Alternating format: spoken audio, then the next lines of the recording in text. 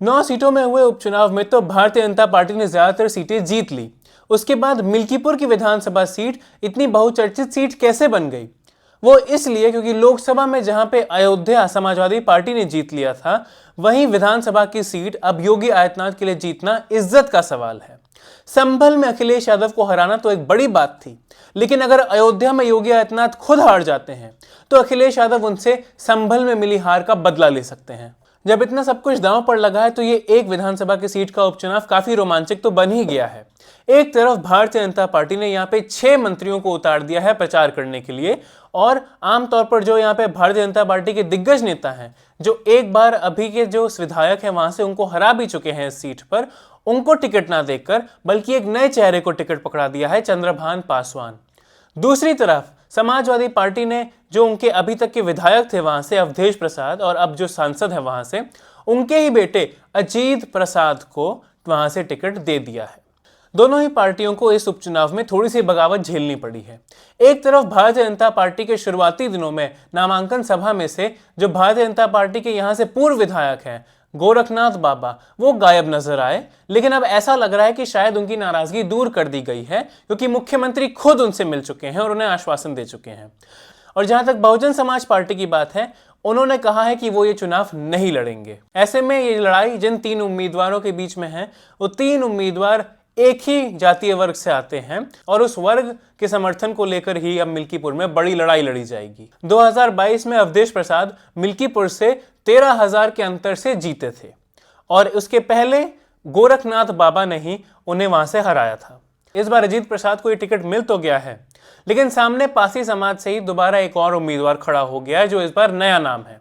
तो भारतीय जनता पार्टी के पूर्व विधायक के ऊपर जो 5 साल का एक गुस्सा होता है वो नहीं उतरने वाला है, क्योंकि इस बार उन्होंने विधायकी के लिए किसी और को लड़ा दिया है। और वहां से स्थानीय सांसद और मिल्कीपुर से कई बार रह चुके विधायक अवधेश प्रसाद के लिए ये चुनाव ज्यादा आसान इसलिए भी पड़ेगा क्योंकि वो 9 बार ये सीट जीत चुके हैं, उन्हें प्रचार करना आता है, और इस बार उम्मीदवार भी उनका बेटा ही उतारा गया है, तो वो और जोर शोर से चुनाव लड़ना चाहेंगे, क्योंकि ये उनके बेटे का राजनीति में डेब्यू है। वो पहली बार चुनाव लड़ रहे हैं और उनके बेटे और उनके परिवार की इज्जत का सवाल है।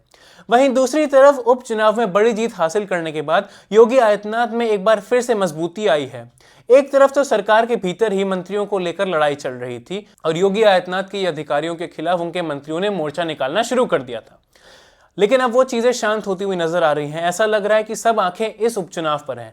अगर मिल्कीपुर का उपचुनाव अखिलेश यादव जीत जाते हैं तो उनके पास ये कहने को होगा कम से कम कि हम भले ही उपचुनाव में ज्यादातर सीटें हार गए और संभल में से भी हार गए, कुंदर की, जहां पे एक बड़ी मुसलमान जनसंख्या है, फिर भी हम अयोध्या तो जीत गए। इसका मतलब साफ है कि योगी आदित्यनाथ और भारतीय जनता पार्टी के पास अभी भी हिंदुत्व का झंडा वापस नहीं लौटा है। अयोध्या अभी भी समाजवादी पार्टी की जगह है। ऐसी परिस्थिति में जहां पे तीनों उम्मीदवार एक ही समाज से आते हैं, उस समाज के मतदाताओं के बीच में अंतर आना जाहिर सी बात है। और अगर यह वोट बंट जाता है आपस में, तो उसके बाद 2 वर्ग हैं जिनके ऊपर कड़ी नजर रखनी पड़ेगी ये देखने के लिए कि मिल्कीपुर कौन जीत रहा है।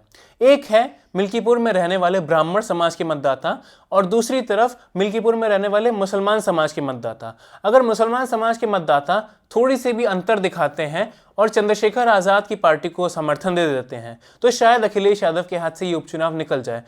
वैसे वहीं दूसरी तरफ अगर ब्राह्मण समाज के मतदाता पूरे जोर के साथ भारतीय जनता पार्टी का समर्थन इस बार नहीं करते हैं, तो ऐसे में समाजवादी पार्टी एक बार फिर से ये चुनाव जीत जाएगी और मिल्कीपुर एक बार फिर से समाजवादी पार्टी के खाते में चला जाएगा। उपचुनाव के नतीजे हमें 8 फरवरी को दिल्ली के विधानसभा चुनाव के साथ ही मिल जाएंगे। एक तरफ राष्ट्रीय स्तर पर बड़ा बदलाव होने का संकेत है, वहीं दूसरी तरफ उत्तर प्रदेश में अगर समाजवादी पार्टी मिल्कीपुर जीत जाती है तो अखिलेश यादव के पास ये कहने को हो जाएगा कि अगर आपने हमें संभल में हराया तो हमने आपको अयोध्या में हरा दिया, और अगर आप हिंदुत्व का झंडा लेकर उसका प्रचार प्रसार करने की बात करते हैं तो आप अयोध्या लोकसभा में भी हारे और अयोध्या में एक बार फिर से आप विधानसभा में एक उपचुनाव हार चुके हैं। ऐसे में आप अपने आप को हिंदू हृदय सम्राट कैसे कह सकते हैं?